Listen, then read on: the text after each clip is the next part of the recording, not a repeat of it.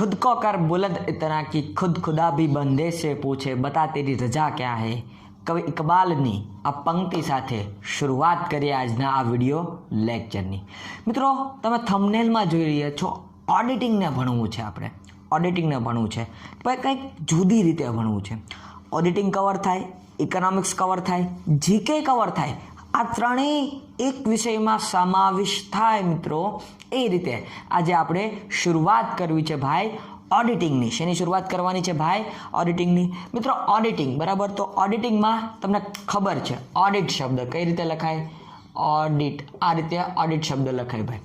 તો ઓડિટ શબ્દ મૂળ કઈ ભાષા પરથી ઉતરી આવ્યો? બરાબર, તો લેટિન ભાષા, લેટિન ભાષાના એક શબ્દ ઓડિયર, બરાબર, ODUDIRE, ઓડિયરનો સ્પેલિંગ શું થાય મિત્રો? ઓડિયરનો સ્પેલિંગ કંઈક આવો થાય છે। હવે ઓડિયરનો મિનિંગ શું થાય? ઓડિયરનો મિનિંગ તો સાંભળવું એવું થાય। શું થાય? સાંભળવું અથવા સંભળાવવું આવો થાય। સાંભળવું, બરાબર, સાંભળવું અથવા શું થાય? સંભળાવવું, સંભળાવવું।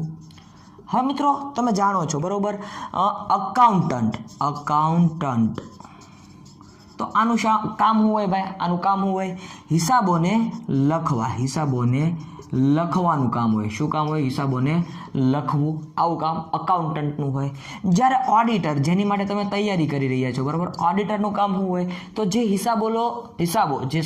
હિસાબો લખાયેલા છે બરાબર, આ હિસાબો લખાયેલા છે એનું ભાઈ શું કરવું ભાઈ? એનું નિરીક્ષણ કરવું। એ સાચા છે કે નહીં, એ સાચા છે કે નહીં એ તપાસવું। એટલે શું થાય? એનું કામ તપાસવાનું, બરાબર, તપાસવાનું એનું કામ થાય મિત્રો। તો આ બધી વસ્તુ પૂછાય છે ભાઈ। અકાઉન્ટન્ટનું કામ શું છે? તો અકાઉન્ટન્ટનું કામ હિસાબો લખવાનું છે। ઓડિટરનું કામ શું છે? તો લખાયેલા હિસાબોને તપાસવાનું। ઓડિટ શબ્દ કઈ શબ્દ પરથી ઉતરી આવ્યો? તો ઓડિયર, મૂળ લેટિન ભાષાનો જે શબ્દ છે। તો આ બધી વસ્તુઓ પૂછાય છે। ત્યારબાદ મિત્રો તમે જાણો છો બરાબર, ઓડિટિંગની શરૂઆત કરીએ। સાટા પદ્ધતિ, તમે જાણો છો સાટા પદ્ધતિ। હવે આ સાટા પદ્ધતિ શું કામ હું તમારી સમક્ષ રાખું છું? સાટા પદ્ધતિ અથવા વસ્તુ વિનિમય પદ્ધતિ, વસ્તુ વિનિમય પદ્ધતિ, બરાબર, વસ્તુ વિનિમયની પદ્ધતિ, અથવા એને ઇંગ્લિશમાં એક શબ્દ આપવામાં આવ્યો છે બેરેટર સિસ્ટમ। શું કીધું ભાઈ? બેરેટ, BEAR સિસ્ટમ। તો ભાઈ આ સિસ્ટમ ફરીવાર મિત્રો બેરેટર સિસ્ટમ કોને કહેવામાં આવે છે એ પણ જાણી લો। મિત્રો જોઈ રહ્યા છો વસ્તુ વિનિમય પ્રથાનું ઇંગ્લિશમાં નામ બાર્ટર સિસ્ટમ। શું કીધું છે? Barter system. આ સિસ્ટમ કે શું? વસ્તુના બદલામાં વસ્તુ, બરાબર, સેવાના બદલામાં વસ્તુ, અથવા વસ્તુના બદલામાં સેવા, સેવાના બદલામાં વસ્તુ। ટૂંકમાં આ વસ્તુ વિનિમય પ્રથા, સાટા પદ્ધતિ, બાર્ટર સિસ્ટમ, એમાં મિત્રો કે નાણાંનો યુઝ થતો નથી, નો મની, બરાબર, આમ નામ હાલતું હતું। આ પ્રાચીન કાળની વાત છે। શેની વાત છે મિત્રો? પ્રાચીન કાળની વાત છે। ત્યારબાદ મિત્રો આમાંથી પ્રશ્ન પૂછાય કે સાટા પદ્ધતિનું બીજું નામ તો વસ્તુ વિનિમય પ્રથા, વસ્તુ વિનિમય પ્રથાનું બીજું નામ ઇંગ્લિશમાં તો બાર્ટર સિસ્ટમ।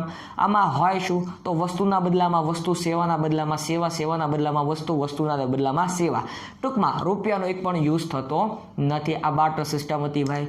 અને બાર્ટર સિસ્ટમ યાદ રાખો, આમાંથી પ્રશ્નો પૂછાય છે।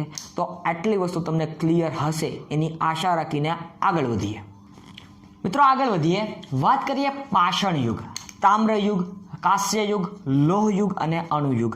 મિત્રો પાષાણ યુગ, બરાબર, પાષાણ યુગમાં પથ્થર, તમે જૂની લાઇબ્રેરી અથવા જૂના જે સંગ્રહાલયો જોયા હોય તો એમાં નવીન ભાતના પથ્થરો હતા। શું હતા? પથ્થરો હતા। તો મિત્રો આ ચલણ તરીકે યુઝ થતા પહેલાના સમયની વાત છે ભાઈ, અત્યારે પથ્થરની કિંમત નથી, બરાબર, પહેલાના સમયની વાત છે, પથ્થરો તરીકે એનો યુઝ થતો, બરાબર। ત્યારબાદ તામ્ર યુગ, તો તાંબુ આવ્યું, બરાબર, તાંબુ આવ્યું। તો તાંબુને કહેવાય શું ભાઈ? ઇંગ્લિશમાં કોપર કહેવાય। શું કહેવાય? કોપર। એનું અણુસૂત્ર CU થાય, બરાબર, આ પણ પૂછાય, તાંબુનું અણુસૂત્ર જણાવો, મતલબ કે એને કોપર, બરાબર, CU તરીકે ઓળખવામાં આવે છે। આ તમે જાણો છો, સાયન્સનો પ્રશ્ન છે। ત્યારબાદ કાંસ્ય યુગ, બરાબર, કાંસ્ય યુગ આવ્યું ભાઈ। તો કાંસ્ય યુગમાં પણ મિત્રો કાંસાની વસ્તુઓ બનતી, બરાબર, કાંસાની વસ્તુઓ બનતી। લોહ યુગ આવ્યું, લોખંડ, જેને FE તરીકે ઓળખો છો લોખંડ, બરાબર, આ આવ્યું ભાઈ લોખંડ. ત્યારબાદ અણુયુગ, અત્યારે તમે જાણો છો અણુયુગ, અત્યારે પ્રોટોન, ઇલેક્ટ્રોન ને આ બધાના સંયોજનથી ભાઈ અણુ બને છે, બરાબર, એ તમે જાણો છો. એમાં કઈ કાચી ધાતુ વપરાય છે એ પણ તમે જાણો છો, બરાબર. અને ભારતમાં ક્યાંથી મળે છે આનો જવાબ કમેન્ટ સેક્શનમાં મને આપો. જે આ અણુમાં જે કાચી ધાતુ, બરાબર, કાચી ધાતુ વપરાય છે એ ભારતમાં એક જગ્યાએથી મળે છે, અને એ કઈ જગ્યાએથી મળે છે એનો જવાબ તમારે મને કમેન્ટ સેક્શનમાં કમેન્ટ કરીને કહેવાનું રહેશે.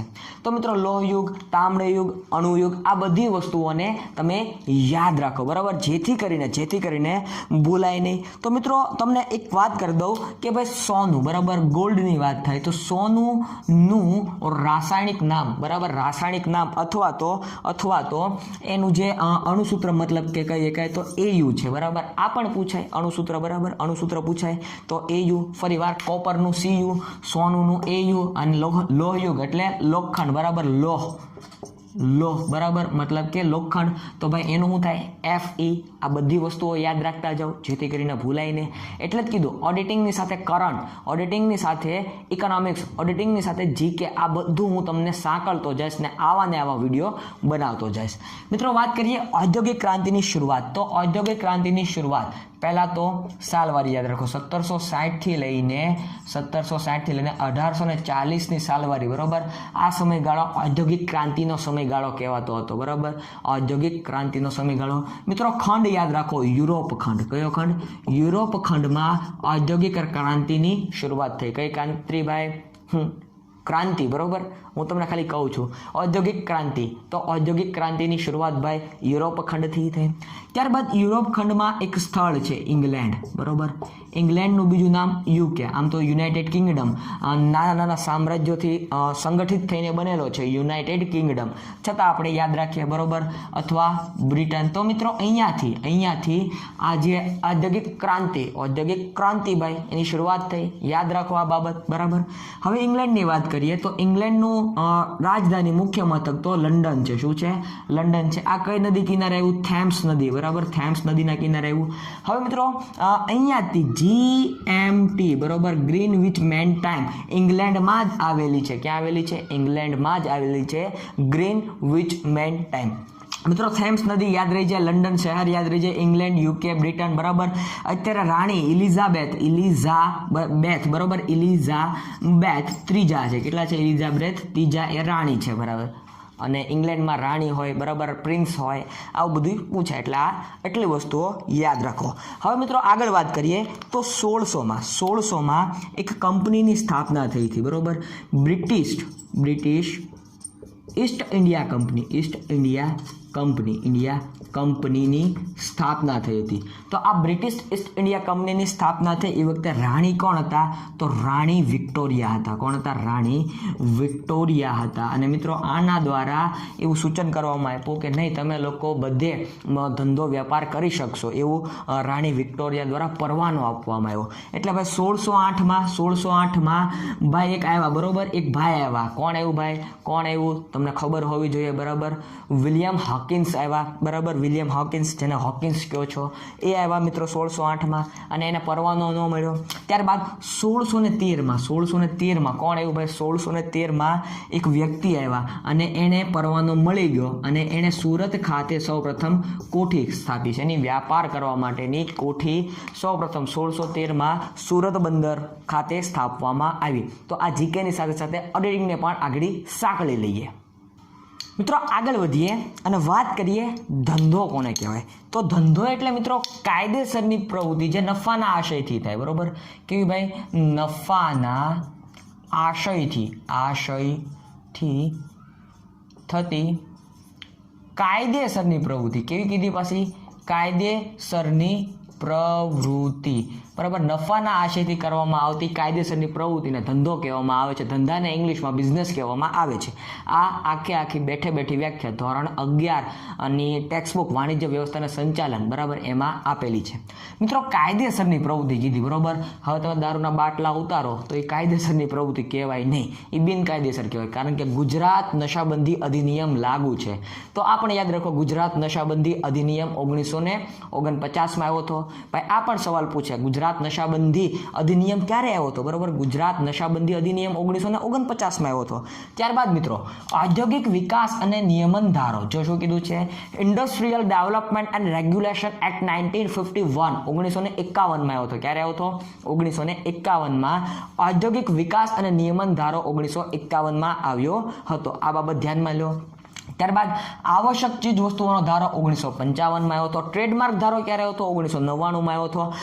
અને પ્રમાણભૂત વજન અને માપ ધારો, પ્રમાણભૂત વજન અને માપ ધારો, તમે ઓલો વજનના તોલા જોયા છે, પ્રમાણભૂત છે કે નહીં? બરાબર, તો એ પ્રમાણભૂત વજન અને માપ ધારો 1976માં આવ્યો હતો. બરાબર, અને ગ્રાહક સુરક્ષા ધારો 1986. બરાબર, 1986. આ 76 છે, યાદ રાખજો બંને ફરીવાર, કારણ કે આમાંથી મિત્રો પ્રશ્નો પૂછાય છે એટલા માટે. ગુજરાત નશાબંધી અધિનિયમ 1949. આઈપીસી ક્યારે આવ્યો હતો ભાઈ? આઈપીસી ઇન્ડિયન પિનલ કોડ, બરાબર, 1860માં ભાઈ આઈપીસી આવ્યો હતો. આ પણ યાદ રાખો, પૂછાય. ગુજરાત નશાબંધી અધિનિયમ 1949માં આવ્યો હતો. ઔદ્યોગિક વિકાસ અને નિયમન ધારો 1951માં આવ્યો હતો, જેને ઇંગ્લિશમાં industrial development and regulation act કહેવામાં આવે છે. ત્યારબાદ આવશ્યક ચીજ વસ્તુઓનો ધારો 1955માં આવ્યો હતો. ટ્રેડમાર્ક ધારો 1999માં આવ્યો હતો. પ્રમાણભૂત વજન અને માપ ધારો 1976માં આવ્યો હતો. ગ્રાહક સુરક્ષા ધારો 1986માં આવ્યો હતો. હજી મિત્રો આવા નવા ધારા હજી એકવાર રિવિઝન થઈ જાય. ભારતીય ભાગીદારી કાનૂન, ભારતીય ભાગીદારી, બરાબર, ભાગીદારી ધારો અથવા કાયદો, બરાબર, ઇન્ડિયન પાર્ટનરશિપ એક્ટ ક્યારે આવ્યો હતો? 1932માં. ક્યારે આવ્યો હતો? 1932માં. કંપની ધારો ક્યારે આવ્યો ભાઈ? કંપની ધારો 2013, અત્યારે હાલ કરંટમાં શરૂ છે. સૌ પ્રથમ ક્યારે આવ્યો હતો? તો 1913માં આવ્યો હતો. પછી ક્યારે સુધારો થયો? 1956માં આવ્યો ભાઈ, એ નવો આવ્યો, અને હાલ કેટલામાં છે? 2013માં છે. તો આમ કંપની ધારામાં પણ ચેન્જીસ આવ્યા કરે છે. તો આ બધી વિગતો યાદ રાખો. મિત્રો આપણે વાત કરતા હતા ધંધાની, તો નફાના આશયથી થતી કાયદેસરની પ્રવૃત્તિ, એને શું કહેવામાં આવે છે? ધંધો કહેવામાં આવે છે, બિઝનેસ કહેવામાં આવે છે. અને આવું નવું વેપાર, બરાબર, વેપારના બે પ્રકાર, આંતરરાષ્ટ્રીય અને રાષ્ટ્રીય. જે રાષ્ટ્રીયમાં પાછા અલગ અલગ પ્રાદેશિક, બરાબર, આંતર સીમાવાળા વેપાર. તો આ બધા વેપારના પ્રકારો છે. મિત્રો આવા ને આવા વિડીયો ફરીથી તમને જોવા મળશે. ત્યાં સુધી રજા લઉં. જય હિન્દ, જય ભારત, વંદે માતરમ.